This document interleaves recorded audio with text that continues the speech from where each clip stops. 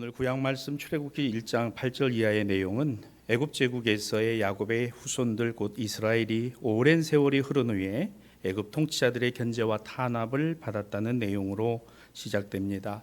이유는 다른 데 있지 않았죠. 수가 늘어났기 때문입니다. 애굽 사람들이 히브리인들을 볼 때 강대해 보였기 때문입니다. 제국의 위협이 된다고 여겨진 것이죠. 이 히브리인들이, 이스라엘 백성들이, 요셉의 후손들이 마음만 먹으면 우리 애굽 제국을 무너뜨릴 수 있겠다라는 두려움이 애굽 전역에 퍼져 있었던 겁니다. 이 두려움 때문에 애굽은 일련의 억압 정책들을 시행하죠. 제도적으로는 이스라엘 백성들을 자신들의 동등한 시민의 권리를 부여한 것이 아니라 노예로 삼았습니다. 그래서 고센 지역을 벗어나지 않고 그 고센 지역에서 목축과 농사를 짓는 일을 허용을 한 것이죠. 거기에다가 수가 늘어나기에 아이를 제한하는 산하 제한의 법령을 제정합니다. 즉 다시 말해 사내 아이를 낳을 경우에는 다 죽이고, 그리고 이제는 강제 부역과 노역만이 아니라 남자 아이들의 출산을 인위적으로 제한하는 정책을 펴고, 거기에 남자 아이들은 전부 죽이는 것까지 나아간 것이죠. 여러분, 이 일련의 행위들이 제국이 시행하고 있는 보편적인 내용이 아닙니다. 이것이 얼마나 비상식이고 도저히 이해가 되지 않는 내용일까요? 물론 상식적으로 이렇게 얘기할 수 있겠죠. 히브리인들의 수가 늘어나는 것을 인위적으로 조절하고 그들의 거주지를 고센으로 제한하는 것, 그것이 애굽에 필요한 것이고 우리 제국을 유지하는 방식이기에 아마도 그와 같은 내용을 시행하는 데 제국에서 문제는 되지 않았을 겁니다. 그러나 그 내용을 보면 참 비인도적이고 비인간적이라는 사실을 우리가 알 수 있는 것이죠. 자, 그런데 그 히브리 산파들, 즉 다시 말해서 히브리인들의 아이를 받는 산파들은 애굽의 제국의 이와 같은 명령을 따르지 않았다는 것입니다. 자, 왜 그랬을까요? 여기서 우리 두 가지를 생각해 봅시다. 첫째는 바로와 애굽 백성들은 누구를 두려워했어요? 이 히브리인들을 두려워했어요. 야곱의 후손들을 두려워했습니다. 요셉의 후손들을 두려워했어요. 왜요? 수가 늘어났다는 거예요. 수가 많아졌다는 겁니다. 거기서 오는 두려움과 공포가 있습니다. 오늘 출애굽기 1장 10절과 12절에서는 이렇게 설명합니다. 두렵건대 그들이 더 많아지면, 그래요. 두려움은 다른 데 있지 않아요. 히브리인들의 수가 점점 늘어나고 있다는 것입니다.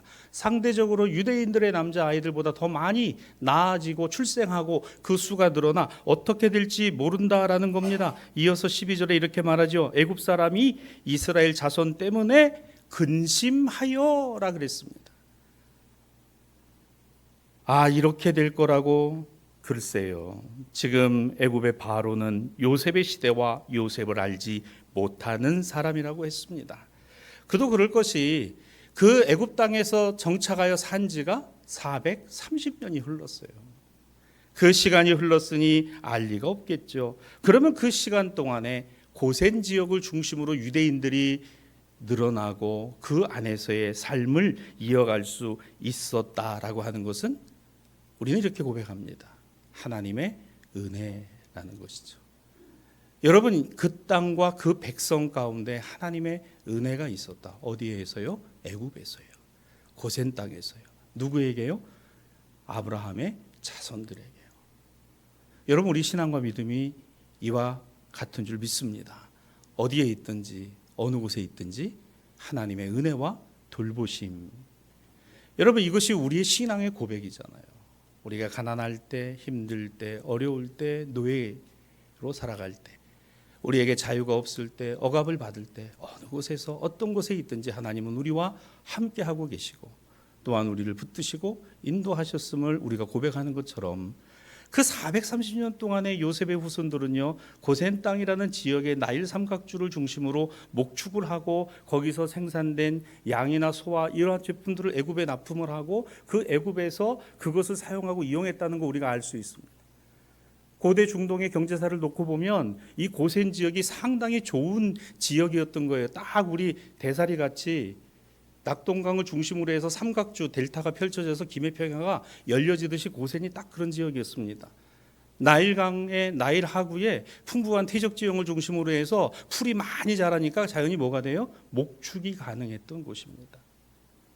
그러면 여러분 생각해 보세요. 얼마나 좋은 걸 제품을 생산했겠어요. 얼마나 좋은 걸. 그래서 고센 지역에서 생산된 소와 가축들은 최상품의 대접을 받은 겁니다. 그래서 애굽에 잘 납품이 되고 그것이 제국에서 통용되고 유통이 됐던 것이죠. 이것이 고대 경제의 하나의 메커니즘이었던 겁니다. 이걸 누가 했어요? 요셉의 후손들이. 사랑하는 여러분, 우리가 우리의 삶의 자리에서 우리의 직장과 직업의 생활의 윤리들이 이와 같았으면 좋겠습니다. 하나님이 우리에게 주신 그 직장에서, 그 땅에서, 그 지역에서 내가 최선을 다하는 것이 하나님께 영광 올려드리는 것이고 하나님의 영광을 드러내는 일이라는 거예요. 만약에 거기서 생산되는 제품들이 별거 아니었다 그러면요, 애굽에서는 그거 쓰지 않았을 겁니다. 그거 받지 않았을 거예요. 그렇죠? 그러니까 그와 같은 일을 얼마나 성실하게, 그런데 이것이 나중에 어떻게 됐어요? 애굽의 두려움이 되었다는 거예요. 여러분 과거 우리나라 1960년대 70년대 여러분 보세라는 말 많이 들으셨을 겁니다. 저도 어릴 때 그 얘기 많이 들었어요. 보세. 우리나라에서 만들어진 간의 수공으로 되어진 옷들이 미국의 LA나 이런 데로 들어가죠. 들어갔는데 세금을 면제하고 그러면서 거기서 생산된 그와 같은 것들을 판매하고 우리는 비록 소액을 벌었지만은 그 제품이 말이죠. 너무너무 좋으니까 이것이 나중에 기업이 되고 오류가게가 되고 그렇게 확장됐다는 거 우리가 잘 알고 있습니다. 그래서 메이드 인 코리아라고 하는 제품이 그게 어디 있는 거예요? 어떤 제품인지 몰랐는데 지금은 메이드 인 코리아가 붙으면은 최고의 대접을 받는 전자제품, 반도체. 여러분 필리핀에 가서도요, 마닐라 공항, 일로일로 공항에 갔는데 모든 TV 모니터가 우리나라 굴지의 대기업 두 회사 제품들이 전부 도입이 돼 있는 거예요. 강의가 마쳐지고 목요일 저녁에 너무 시장해가지고 숙소 앞에 이렇게 보니까 저기 편의점이 하나가 있어요. 그래서 목사님하고 가서 그 편의점에 가서 뭐가 있나 이렇게 보니까 컵라면이 쫙 있는 거예요. 우리나라처럼. 그런데 제일 좋은 자리에 제일 눈에 잘 띄는 곳에 우리나라 컵라면들이 쫙 있고요. 그 밑에 일본 거, 그 밑에 중국 거, 그리고 그 밑에 필리핀 현지 게 있어요. 우리나라 컵라면이 가장 비싸요. 거기 사람들은 잘 사 먹지도 못할 만큼 비싸더라고요. 먹을게요, 안 먹을게요? 먹었지요. 대한민국 국민이니까 먹으면서 얼마나 감격을 한지 아십니까? 이 필리핀 시골의 편의점에 대한민국의 식품회사가 만든 그 컵라면이 들어가서 가장 좋은 위치에 딱 있는 거, 그 이유가 뭐예요? 잘 만들고 좋은 제품이고 그것이 값어치가 있는 것이기 때문에. 사랑하는 여러분, 우리가 시대 안에서 살아갈 때 내 처지와 형편이 어떠하든지 최선을 다하는 것에 하나님의 영광이 깃들고 있다라고 믿는 것이 그리스도인들이라는 거죠. 저는 우리 대한민국이 이제는 세계 어디에 나가서 한글을 배우고 싶고 그 한글을 알 수 있는, 여러분 그거요 우리 상상도 못했습니다. 3, 40년 전에는요 일본의 무슨 회사의 제품들, 무슨 코끼리 뭐 이런 거 그냥 가져오는데 우리는, 그런데 그거를 하나 말이죠. 그래서 이제는 최고와 최상이 대한민국 제품이 된, 얼마나 귀한 일이고 얼마나 복된 일인지요. 여러분 고센 지역이 그랬어요. 그런데 이제 이게 두려움이 된 거예요. 저 대한민국이 이제는 세계와 어울릴 만큼 그런 대단한 나라가 되었다. 견제를 합니다. 그래서 뭐 어려움이 많아요. 우리나라 기업들이 참 활로를 찾아나기 쉽지가 않습니다. 또 우리를 막 추격해오는 나라가 있죠. 중국입니다. 여러분 일본은 이미 우리보다 30년 앞섰지만 이미 30년 전에 일본은 끝나버렸어요. 여러분 다시는 일본은 이제 세계에서 역할을 할 수가 없는 지경으로 가고 있는 거, 여러분 우리가 시대를 가만히 보세요. 일본은 아무리 발버둥 쳐도 이제 더 이상은 세계 주도국 국가가 될 수 없다라는 겁니다. 중국이 지금 열심히 쫓아오면서 하고 싶어 합니다. 그런데도 아직은 중국은 멀었다라고 얘기하지만 두려운 거잖아요. 여러분 아세요? 중국 사람 전체가 우유를 한 모금씩만 받으면 세계 우유값이 3%가 올랐답니다. 인구가 워낙 많으니까, 수가 워낙 많으니까. 여러분 고센 지역의 유대인들이, 히브리인들이 그만큼이 늘어났어요. 수백만이 되었습니다. 그들이 만들어내는 제품이 너무너무 좋은 거예요. 두려운 겁니다. 그로 말미암아 애굽 사람들이 근심하였다. 이제 이들을 통제해야 되겠구나. 정책을 쏟아냅니다. 그러면서 제국을 지키기 위해서 자신들이 할 수 있는 방법을 다 동원하고자 합니다. 거기에 더 나아가 비상식적으로 남아 학살 정책을 펴게 된 것이죠. 이것이 애굽의 바로의 두려움이에요. 자, 그런데 다른 한편으로 출애굽기 1장 17절로 21절을 봅니다. 그러나 산파들은 하나님을 두려워하여 애굽 왕의 명령을 어겼고, 21절입니다. 그 산파들은 하나님을 경외하였기 때문이다. 누구를 두려워했어요? 하나님을 두려워했다. 하나님을 두려워했다. 여러분, 우리 그리스도인들이 교회가 항상 우리 신앙과 믿음을 이 시대 안에서 바로 세우는 기준이 바로 하나님을 두려워하는, 하나님을 경외하는 것이었다.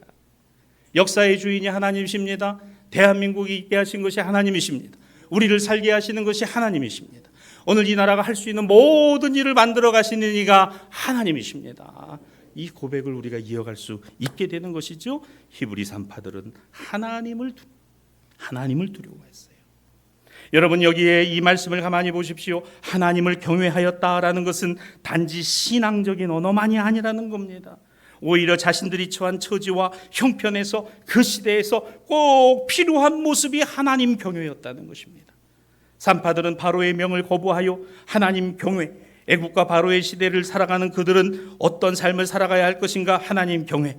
그래서 비상식이 상식이 되고, 과학이라는 이름으로 국민들의 여론을 듣지 않는 정권에 대해서 하나님을 경외하는 교회와 하나님을 경외하는 그리스도인들이 오늘 이 땅을 지키고 있다는 것이 축복이라는 겁니다.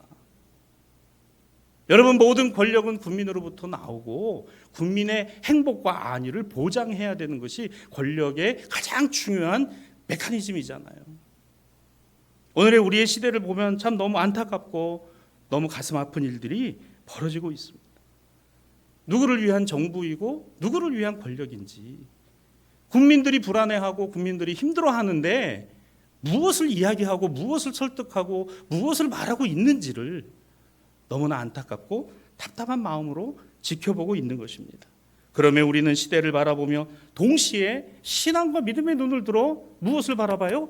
우리 주 예수 그리스도의 아버지 하나님을 바라보고 있다는 거예요. 그 하나님을 경외하는, 하나님이 역사의 주인이시라고 믿기 때문인 겁니다. 오늘 그 애굽의 히브리인들처럼 말이죠.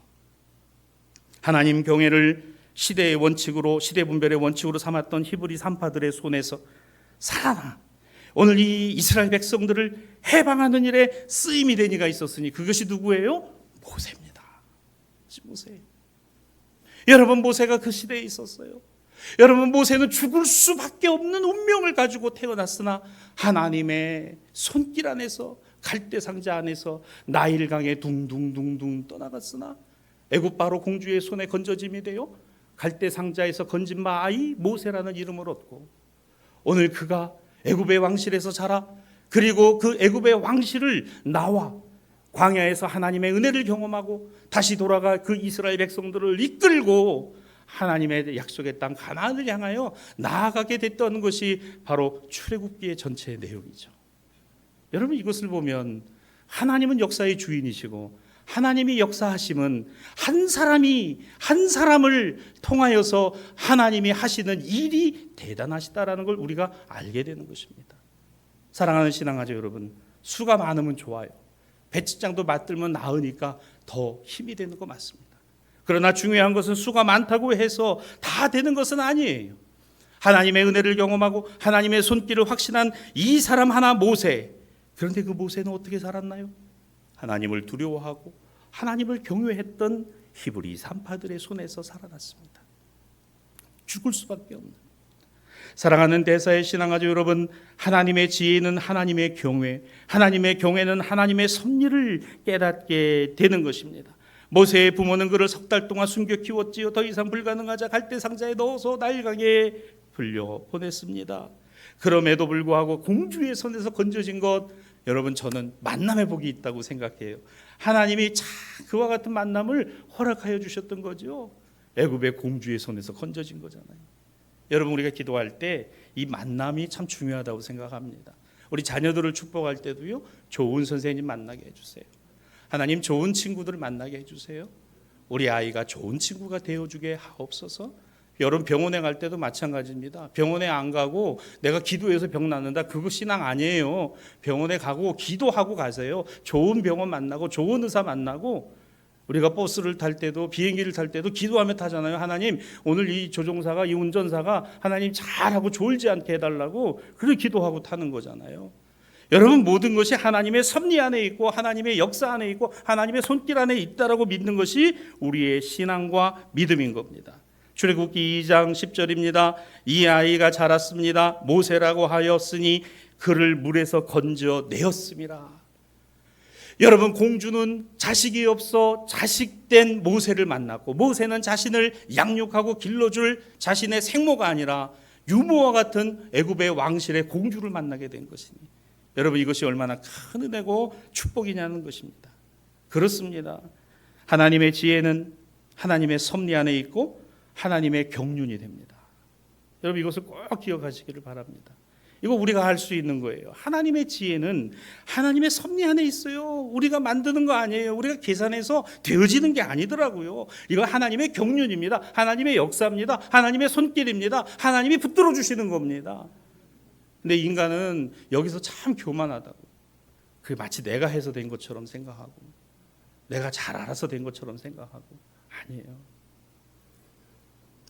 이러한 일련의 모든 일들을 통하여서 하나님은 당신의 백성들을 보호하시고, 오늘 그 안에서 당신의 백성들을 가나안 땅으로 이끌어내시기 위한 하나님의 경륜, 그 하나님의 경륜이 하나님의 섭리 안에 있는 모세를 통하여서, 그로 말미암아 애국의 왕실과 모든 되어지는 일들이 어떤 면으로 보면 부정적인 것 같으나, 그러나 그 안에 이미 하나님의 역사와 사랑과 은혜는 자라나고 있었다는 것입니다. 여러분, 오늘날 살아가기가 얼마나 힘들고 어렵습니까?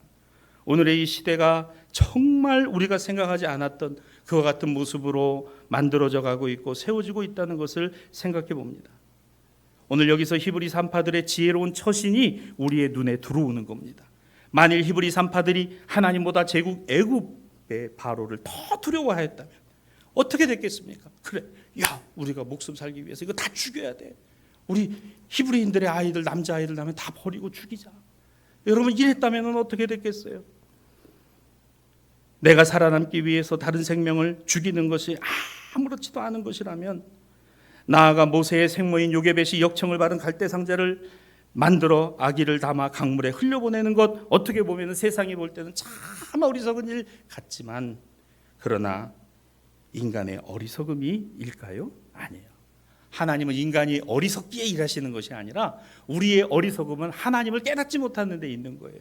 하나님의 손길을 느끼지 못하는 것에 있는 겁니다. 오늘 하나님은 일하세요. 그 하나님은 역사하시고, 그 하나님은 오늘도 우주를 운행하시고 세상의 주인이심을 믿습니다. 여러분, 어떤 것이 우리에게 더 중요한가요? 우리의 신앙과 믿음의 고백이 오늘의 시대 안에서 대입해 보면 참 안담하기 그지없고 답답하기 그지없습니다. 하나님이 주시는 지혜는 비상식이 문제가 아니라 생명을 죽이는 것을 뛰어넘는 하나님의 생명이 되고 하나님의 역사가 된다는 것을 내가 믿고 깨닫는 것, 이건 하나님의 지혜 때문인 거죠. 우리의 지혜가 아니더라는 겁니다.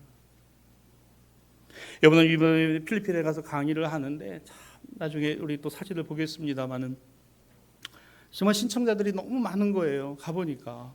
그런데 우리 영어 캠프에 왔던 영어 교사들뿐만 아니라 목회자들, 그리고 거기에 평신도 지도자들까지 막 신청을 해가지고 선별을 해서 35명으로 끊었습니다. 여러분, 교재를 여기서 만들어가지고 가는 것만 해도 수백만 원이 들은 거예요. 신학교에서 또 우리 교회들마다 지원을 해주고 후원을 해주셔서 이것이 가능했습니다. 자, 이와 같은 일들을 통해서 갔는데요, 그분들은요 너무너무 기대가 되고 너무너무 좋은 거예요. 왜? 이런 것이 없었다는 거예요. 목회자로서 목회를 하지만 무엇을 가르치고 어떻게 설교하고 또 어떻게 신자들을 대해야 되는지 그냥 모르고 있는 거예요. 근데 그것을 가지고 가니까, 근데 이것을 전달하고 전해주고 이어주는 언어가 다릅니다. 문화가 다릅니다. 교회 풍토가 다릅니다.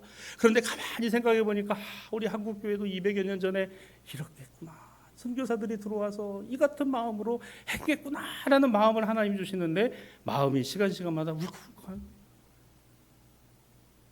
제가 또 더위를 많이 타잖아요. 제가 몸에 열이 많아가지고, 선교사님 그 강의실인 목사님 그 조그만 그 강의실들은 5명 10명밖에 못 들어가서 30명 이상이 들어가야 되니까 예배당에서 해야 되는데 아 그래요? 근데 목사님 에어컨이 없어요. 그래서 저는 절망을 했습니다. 하나님 진짜 그랬습니다. 아침 저녁 저녁을 4시간씩 어떻게 하면 좋겠습니까? 근데 하더라고요. 근데 그게 되더라고요. 뭐 파김치가 됐는데도 또 우리 선배 목사님들은 모르겠어요. 이거 아마 이 설교도 들으실 것 같은데 나중에 좀 쉬워요 과목이. 저는 제가 막내라 그러니 조직신학 전공이기도 합니다만 이거 굉장히 어렵습니다. 이게 철학의 언어를 가지고 신앙을 설명을 하는 거니까 같은 영어 단어라도 그게 담겨 있는 그게 선교사님도 너무 힘드신 거예요. 이게 통역을 해요. 저도 그렇다고 설명을 단어를 가지고 동원하고 해도 이게 100% 전달되는 어떤 그런 것들이 쉽지가 않더라는 거예요. 근데 그분들이 갖고 있는 뭐예요? 열망. 주님의 말씀을 알고 그 말씀이 교회 안에서 선포되고 세워지는 것에 대한 열망. 그 열망은 느껴지더라는 거예요. 언어가 다르고 문화가 다르고 교회가 다르고 다 달라도요. 그래서 할 수 있는 한 성실하게 설명을 하는 우리 신앙 고백이 뭐고 성경이 뭐고 우리가 알고 있는 그와 같은 내용을 다 전달하는데 그들이 그거를 받아들이고 알아듣고 메모를 하고 마지막 강의가 끝났는데 거기 청년 2사람이 남자 청년 여자 청년이 편지를 써서 주는 거예요.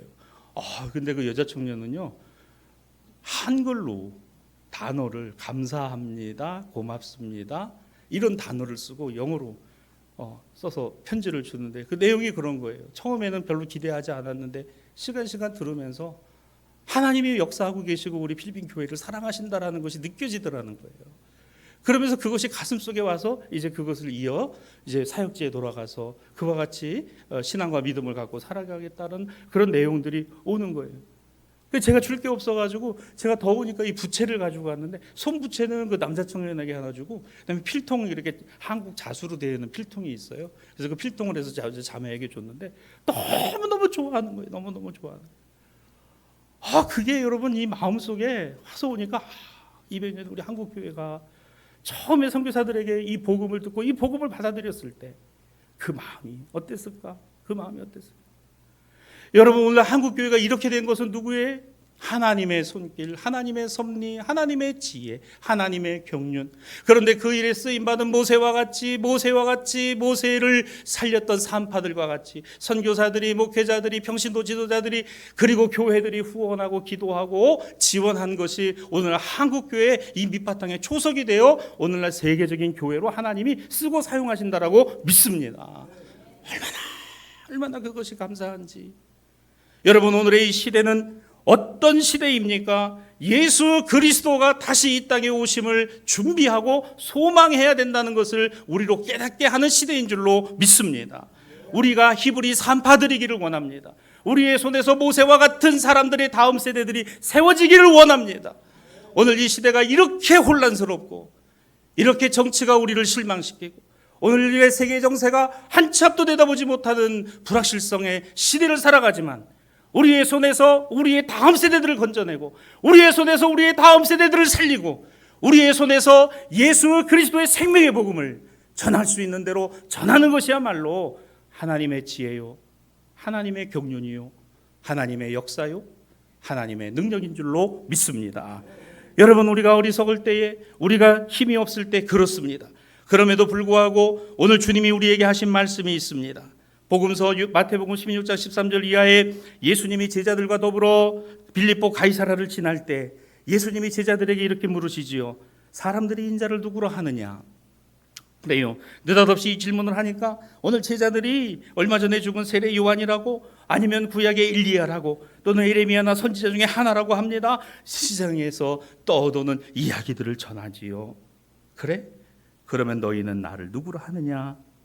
베드로가 느닷없이 마태복음 16장 16절입니다. 주는 그리스도시요 살아계신 하나님의 아들이시니이다. 제가 이번에 가서 강의를 시작할 때 우리 신앙과 믿음의 고백에 대해서 사도신경에 대해서 니케아신경 설명을 할 때 우리 신앙과 믿음의 고백을 뭐라고 합니까? 그랬더니 다들 이 이야기를 하는 거예요. 주는 그리스도시요 살아계신 하나님의 아들이시니이다. 그래서 제가 오케이 맞습니다. 이것이 우리 신앙 고백입니다. 그런데 더 중요한 고백이 있는 거 아십니까? 요한복음에 나오는 도마의 고백입니다. 부활하신 주님을 만난 도마의 고백은 주는 나의 하나님이십니다. 나의 주님이십니다. 누가요? 예수님이 나의 주님, 나의 하나님이십니다의 고백입니다. 여러분, 우리는 하나님을 믿는 사람들만이 아니라 우리는 예수 그리스도를 하나님으로 믿는 사람들입니다. 깜짝 놀라는 거예요. 왜요?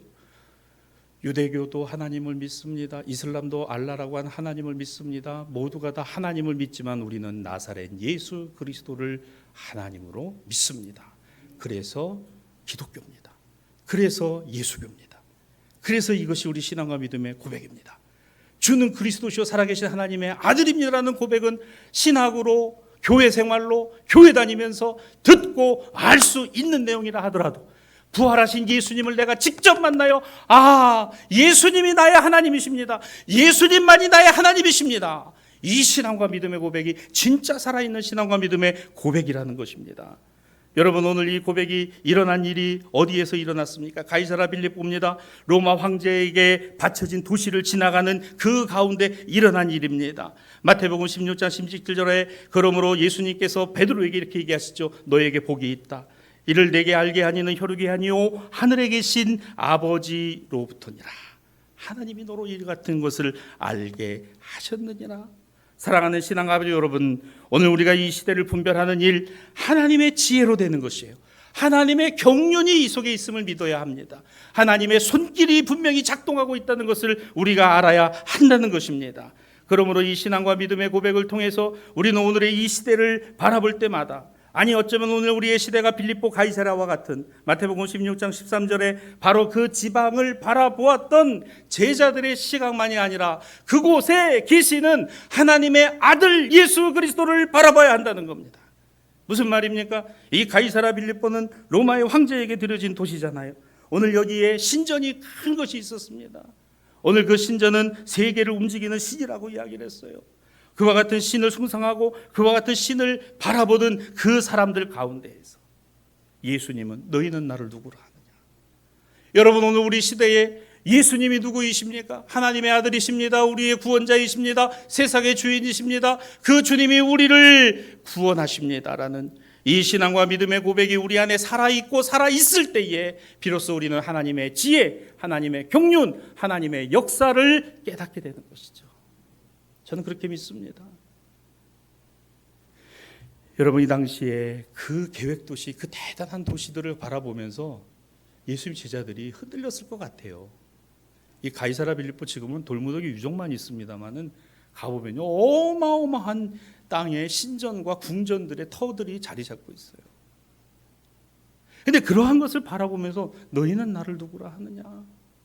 사랑하는 여러분, 오늘 이 땅을 살아가는 우리들의 삶에 가장 중요한 원칙이 있다면 주는 그리스도시요 살아계신 하나님의 아들이시니 나의 주님, 나의 하나님이십니다 라는 이 신앙과 믿음의 고백이라는 것입니다. 말씀을 정리합니다. 오늘도 우리는 역사의 섭리자이신 하나님을 확신하며 때로는 나의 지혜, 세상의 지혜로만 사는 것이 아닌 하나님의 지혜, 하나님의 섭리, 하나님의 경륜이 우리 가운데 있음을 기억해야 할 것입니다. 애굽의 고센 땅이라 할지라도 헬몬자락의 황제에게 바쳐진 빌립보 가이사라에서도, 그리고 오늘 이 혼란다단한 복잡다단한 오늘의 시대 가운데서도 하나님이 주시는 지혜를 가지고 시대를 분별하며 살아가는 저와 여러분 되기를 주님의 이름으로 축복합니다. 오늘 제2독서 로마서 12장 2절로 3절, 그러므로 우리 다 같이 함께 읽습니다. 시작. 너희는 이 세대를 본받지 말고 오직 마음을 새롭게 함으로 변화를 받아 하나님의 선하시고 기뻐하시고 온전하신 뜻이 무엇인지 분별하도록 하라. 내게 주신 은혜로 말미암아 너희 각 사람에게 말하노니 마땅히 생각할 그 이상의 생각을 품지 말고 오직 하나님께서 각 사람에게 나누어 주신 믿음의 분량대로 지혜롭게 생각하라. 아멘. 맞습니다. 로마에 있는 그리스도인들에게, 제국의 심장에 있는 예수 믿는 사람들에게 바울이 보낸 편지는 너희는 이 세대를 본받지 말고 하나님이 선하시고 기뻐하시고 온전하신 뜻이 무엇인지를 분별하라. 그것은 시대를 분별하라는 거예요. 황제가 다가 아니라는 겁니다. 제국이 다가 아니라는 거예요. 미국이 다가 아닙니다. 일본이 다가 아니에요. 중국이 다가 아닙니다. 오늘 우리를 사랑하사 이 틈바구니 속에서 복음을 붙들고 복음을 전하고 복음으로 살고자 하는 당신의 백성들이 있는 이곳에 하나님이 계시고 이곳에 주님이 계시고 이곳에 주님이 저와 여러분 우리 교회와 함께하고 계시다는 이 놀라운 사실이 우리의 감격이 되고 감사가 되고 우리 삶의 감동으로 표현되고 드러날 수 있었으면 좋겠습니다. 하나님의 은혜와 사랑이 우리 사랑하는 모든 신앙가족들에게, 그래서 이 신앙과 믿음이 오늘 히브리 산파들과 같이, 그리고 예수님의 말씀을 들었던 제자들처럼, 그리고 맨 나중에 만삭되지 못하여 죄인 중에 괴수라 고백하나 그 복음을 전하여 주었던 사도 바울처럼 갈대상자를 만들고 그곳에서 하나님의 다음 세대를 준비하고 오늘 예수 그리스도의 제자들처럼 교회를 보존하고 사도 바울과 같이 땅끝까지 복음의 증인되는 이와 같은 일에 최선을 다하는 제가 되고 우리 신앙가족들이 되고 우리 대사교회가 되어질 때 오늘 하나님의 놀라운 은혜와 영광이 교회 통해서, 여러분의 가정과 생업을 통해서, 그리고 우리 자녀 다음 세대를 통해서 반드시 이어져 가게 될 줄로 믿습니다. 이 믿음이 오늘 저와 여러분과 함께 하기를 우리 주님의 이름으로 축원합니다.